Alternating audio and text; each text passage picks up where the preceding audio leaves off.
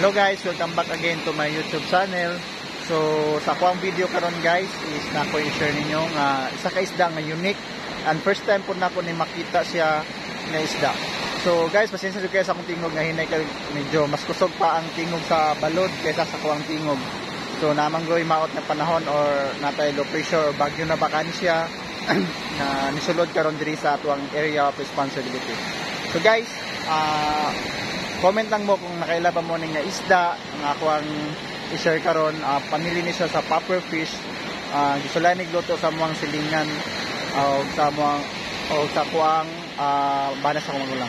So among ilang gitry or nakatry na ba sila ni kailangan naman just like self-confident nga kanang iladyong giluto imong daw sila nga dili makahilo. So ako ni siyang gipost sa Facebook nga reels ang kini nga isda. Daghan sa nag-comment o nag-send sila og mga photos nga gikan sa Google nga ilang research nga kuno kini siya is a poisonous nga isda.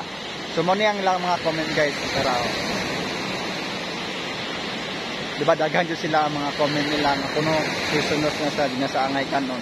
So diri nga video guys nga akong i-share ning karon sa mga guys is makita na ko ninyo nga giunsa nila pag-prepare ang isda. So kanila sa pag-prepare.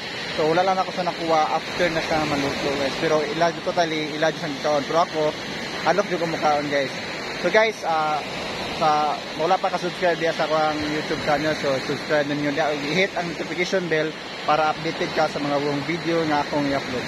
So guys, di na ta magdugay ato nang tanawon ang video nga ako ang gihimuan ni siya para ma-clear na to ug makahilo ba ni siya or dili guys. So guys, comment lang ninyo sa mga nakaila diya ug unsa ning isda. So hello guys, naaday nakuha karon guys. So okay lang unsa ning isda guys. So indot kay sa tanawon mura siya og paypay. So mura po siya og butiti, mura po siya og pugot, manag sa something na. Pero lapad kayo yang kuan oh. Comment daw guys kung unsa nang isda. Hello guys. Nabungi. So guys, gipanitan ni Talio guys ang kuan guys. Lalay. Iya pugi among diha among guys. Tara guys. Muna siya si Talio guys oh. Si Lalay na isa. Ang kau galingong batasan. Guys, yan oh. Bilin na lang inahan dito, bantay. Bilin na yun. Bilin na eh.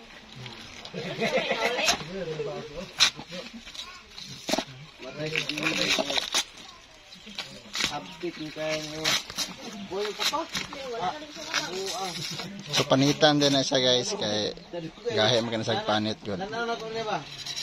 Mana naman siya oh, anak. Ini. Salbar niyo tong makina ni dili ni mahapdan dili na. Ga kana siya og panit mo nang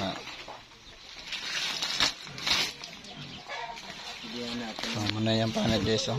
Isa rin nangita nga ako, Jojo. Yung bagaa kayo. Ana, bito siya. Ako hapit naman dito ko kung yung undangan ng panagat ko siya. Ano sa akin ko kay. Dili na Diyos, tambot ko eh. Sikyo ko sa kuwan, ilimintarin. Ay, sikyo ko ilimintarin. Tambot ko pala eh. Sikyo ka, kung gabi mahal ka, pag ikagwakwak. Ano siya, kumandalon sa malin.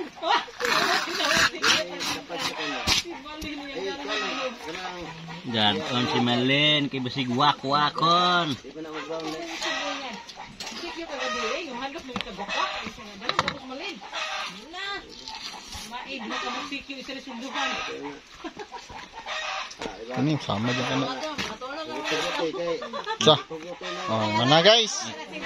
Kauit. So limpyo na siya guys oh. Pwede na siya lutoon.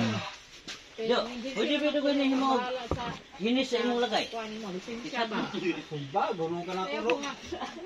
Mahandok na gwakwak. Isa daw, malin. Finished product. Ate, kagabi eh. Siya may matulog sa